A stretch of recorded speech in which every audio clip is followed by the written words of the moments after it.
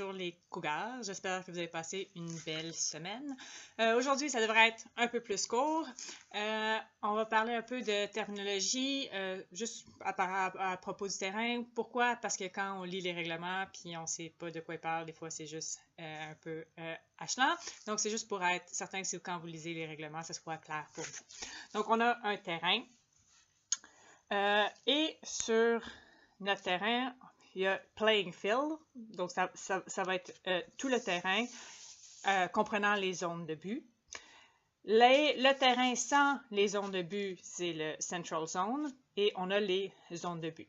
Et comme vous êtes habitués, ben, les lignes extérieures ne font pas partie du playing field. Fait que si vous attrapez un disque avec un pied sur les lignes extérieures, alors vous êtes out. Et de la même façon, les lignes qui séparent le central zone et les end zones font partie de la zone centrale de jeu.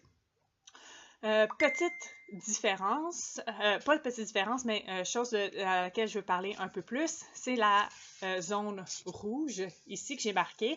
Donc, on a une zone de 3 mètres qui devrait être délimitée de façon générale, mais peut-être pas. Et en fait, dans cette zone de 3 mètres-là, il ne devrait pas avoir aucun objet et aucune personne qui n'est pas un joueur. Et par joueur, je veux vraiment dire les 7 personnes, les 14 personnes qui sont sur le terrain. Donc, si vous êtes sur le sideline, vous êtes supposé laisser un 3 mètres sur le côté.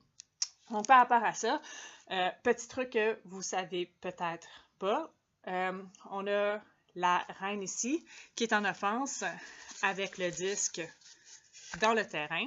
Donc, on a notre reine ici qui veut lancer un flick, un sidearm, le long de la ligne. Et là, quand elle veut faire ça, il y a un poulet qui vient se promener. Le poulet n'est pas dans le terrain, il est vraiment juste dans cette zone de 3 mètres là autour du terrain. Et là, la reine est un peu comme le mie. Elle aime les poulets et elle ne veut pas tuer de poulet. Mais la reine n'est pas comme le mie parce que ses lancers ne sont pas tellement précis. Fait qu'elle a peur que si elle lance, elle va tuer le poulet. Fait que ça se retrouve dans un dilemme terrible qui est est-ce que je lance mon flic et je tue le poulet ou est-ce que je lance pas mon flic, je risque d'avoir un stall-out. Eh bien, il y a une façon simple pour la reine d'arrêter ce dilemme-là, et c'est de caler une infraction. Donc, elle peut juste caler violation. On va parler après de qu'est-ce que j'ai fait. Violation. Et le jeu va s'arrêter. On va pouvoir déplacer le poulet et le jeu va se reprendre. Est-ce que vous devriez appeler une infraction à chaque fois qu'il y a quelque chose dans la zone de 3 mètres? Pas nécessairement, ça arrête le jeu. Donc, c'est pas nécessairement avantageux. Mais vous avez toujours cette possibilité-là. Autre petit truc par rapport à la zone de 3 mètres. Donc, si par exemple, la reine était en défensive, et là, le disque de l'opposition s'en va très, très loin, et là, maintenant, la reine se retrouve en offensive, la reine n'a pas besoin nécessairement d'aller chercher le disque qui est très, très loin. Un de ses coéquipiers peut rapporter le disque jusqu'à la zone de 3 mètres, mais la reine doit parcourir les 3 derniers mètres. Ça fait en sorte que le jeu peut reprendre plus rapidement. Et c'est important de savoir ça et en offensive, parce qu'on sait que le jeu va pouvoir potentiellement reprendre plus rapidement, mais aussi en défensive, parce que ça veut dire que même si le disque est très loin, on ne peut pas nécessairement prendre son temps avant d'aller marquer son joueur, parce qu'un joueur de leur équipe peut ramener le disque près du playing field. Donc, c'était tout pour aujourd'hui. Donc, qu'est-ce que j'ai fait? Signaux de main par rapport à Violation. Avant de faire ça, on va juste se rappeler ceux de la semaine passée pour être certain qu'on les a en tête.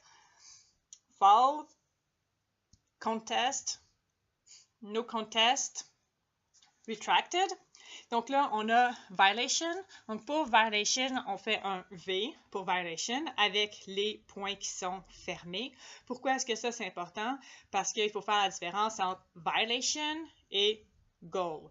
Goal, où est-ce qu'on a vraiment les bras au-dessus de nos épaules et nos paumes doivent se faire face. Donc on a violation avec les points fermés.